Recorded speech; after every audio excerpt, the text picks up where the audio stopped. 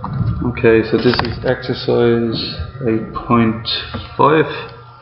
So we asked you is the value of 48.27 plus 12.146, 14.82 minus 3.02 was estimated to be 5. Calculate the percentage error correct to one decimal place. So the real value is 48.27 plus 12.146,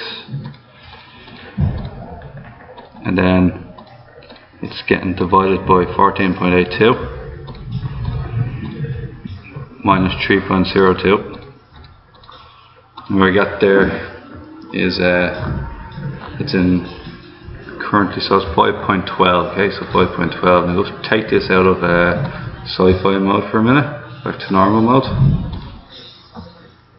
So 5.12.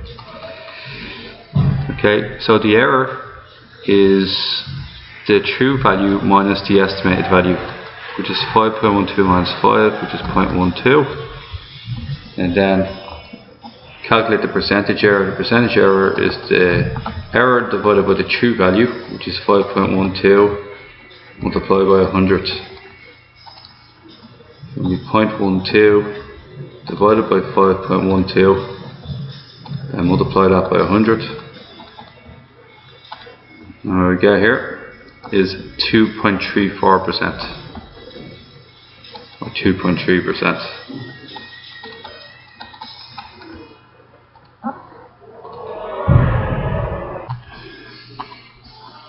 Okay, so the next one is question 4. In question 4, calculate the volume of a solid cylinder, radius 6 and height 14, assuming pi equals 22/7. So solid cylinder is pi r squared h, which is going to be pi times 6, it's going to be 3.22/7 times 6 squared times 14. Put that into the calculator. 22/7 multiply by 6 squared multiply by 14, and what you get here is 1584 centimeters squared. Okay, now when doing this calculation, a student used 3. Calculate the student's percentage error in the calculation, assuming that pi is 22/7 is the exact value. Okay, so we're going to do this time is pi is 3, so it's going to be 3 times 6 squared multiplied by 14. So it will be 3 multiplied by 6 squared multiplied by 14. And what we get is 1512 centimeters cubed. And then take them away from each other, and what we get is 72. The error is 72, and the true value is 1584, and you're going to multiply that by 100. 72 divided by 1584.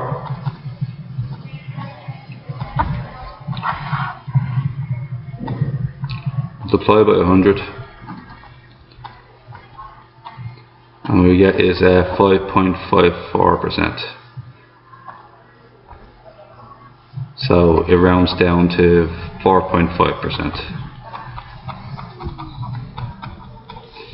Okay, so moving on to the next question. We've done 3 and 4.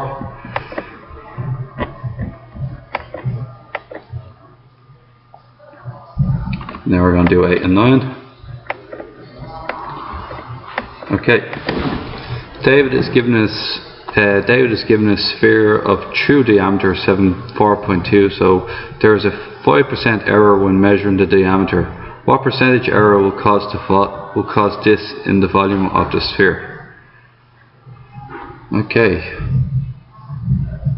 Okay, so what we need to do is we need to get the volume of a sphere of radius 2.25.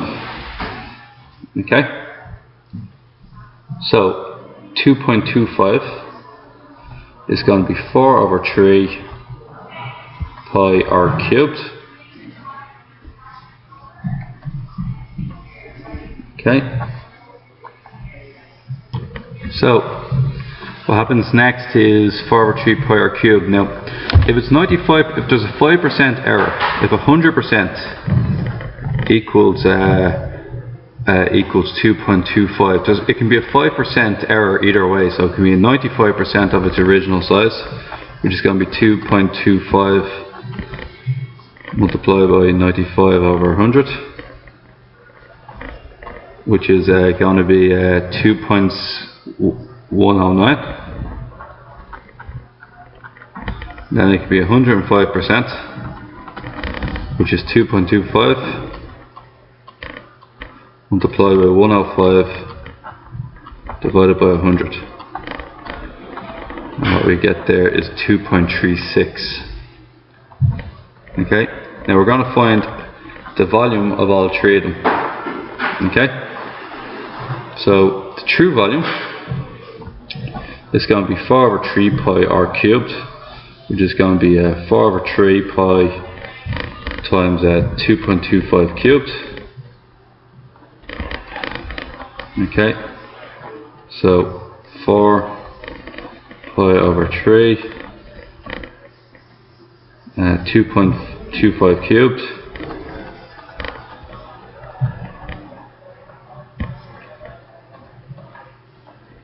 cubed, okay, and what we get here is 243 over 16 pi, so 243 over 16 pi.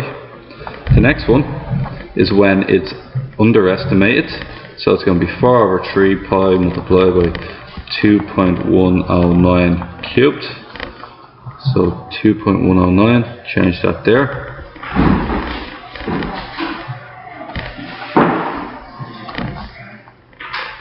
And what we get here is 39.29. I think it's 39.29.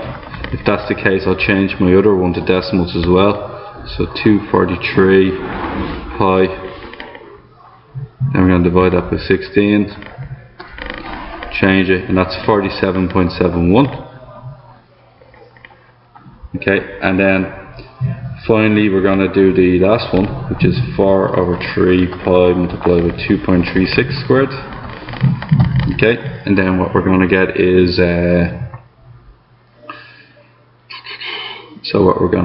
4/3 multiplied by pi multiplied by 2.36 squared or cubed.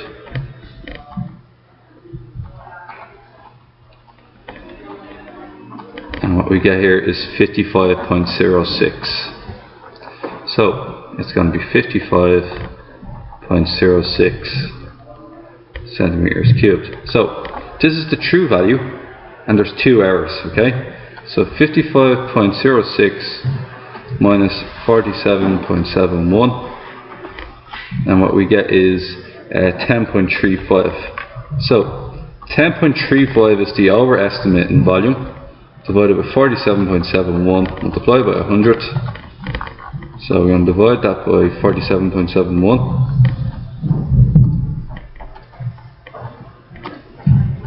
and then multiply by 100. So this one here is going to be 21.69. It's going to be overestimated by 21.69%. And for the underestimation, it's 39.29. Okay, so it's going to be 47.71. You're going to take away your volume of 39.29, and you're going to get 8.42.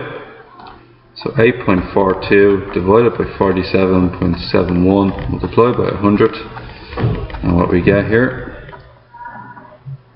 divided by 47.71 multiplied by 100, and what we get here is 17.65. So 17.65% for that one there. Okay guys, now moving on to the next question. A surveyor standing 30 meters from the base of a building measures the angle of elevation top of the building. Whose true angle of elevation from this point is 75 degrees.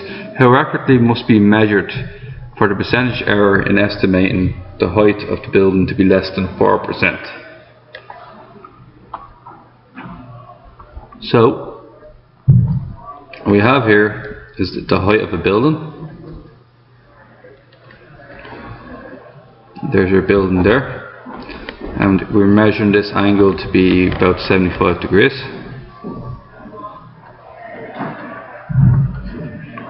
Okay, and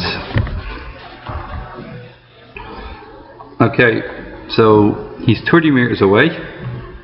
So we're going to find out the height of the building if it's 75 degrees. So we get tan 75, which is opposite, which is h over 30.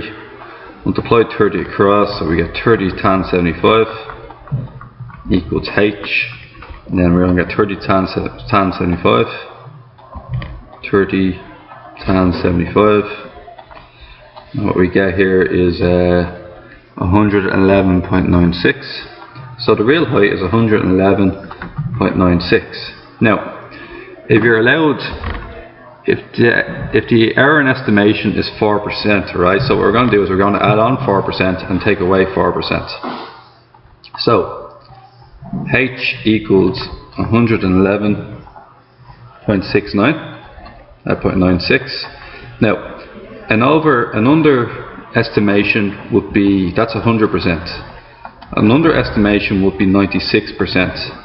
So 96% of that, multiply by 0.96, and what we get is 107.48. Okay, and an overestimation, if we undo what we just did, an overestimation would be 104%. So the overestimation would be a bigger size than the height of the building. So multiply by 1.04. And what we get is 116.44. Now, what we need to do is we need to figure out what angle. If it's 30 along here and theta here, we have to test our two new heights. Okay, so we might call them angle A and B. That can be 30. This one's going to be 107.48. And the other one is going to be 116.44. So tan A equals 107.48 divided by 30. So we're going to tan inverse that. Tan inverse 107.48 all divided by 30. And what we get here, just got to get rid of that equal sign here. We get 74.4. If we put that into this mode here, 74 degrees, 24 minutes. So 74 degrees, 24 minutes is the smaller angle we're allowed.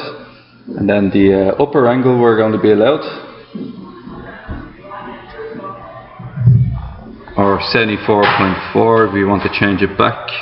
We can do it in decimals if we want. So we can just leave it at 74.4 degrees. And then the upper one, which is tan B, is going to be 116.44 over 30. So now we can find out that B equals, so we're going to do tan inverse 116.44 divided by 30. And then long and behold, that's 75.55. Or, yeah, and there's our two angles, our upper and our lower.